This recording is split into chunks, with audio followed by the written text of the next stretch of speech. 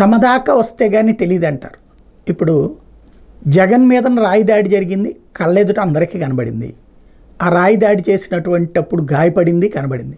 కానీ జగన్ తనకి తానే గీసుకున్నాడు, తన పక్కనోడితో గీయించుకున్నాడు. ఇది మాట్లాడినటువంటి మాట. సంస్కారయుతమా? కాకపోయినా సరే సంస్కారమే అంతే. ఇప్పటికి కూడా స్టిక్కర్లు అతికించుకుని అయ్యయ్యో అని చెప్పి నటించుతా ఆడేటటువంటి వాళ్ళు వాళ్ళ తలకాయలకు ఆ దెబ్బ తగిలినప్పుడు తెలుస్తుంది. అది ఒక ఎత్తు. నెంబర్ 2 వచ్చేటప్పటికి అదంతా హంబక్, ఓకే నిజమేన అనుకుందాం. మరి ఇప్పుడు సాయి ధరమ్ తేజ్ మీదన కూల్ డ్రింక్ బాటిల్ ఇసిరింది నాటకమేనా?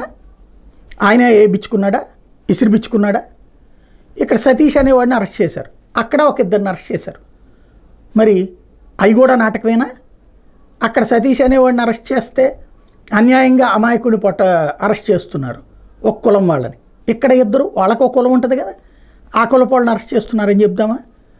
అంటే వార్తకి ఆలోచనలకి తేడా ఎందుకు వస్తుంది అంటే మనలో మానవత్వం చచ్చిపోవడం, నిజాయితీ చచ్చిపోవడం, నిష్పాక్షికత చచ్చిపోవడం.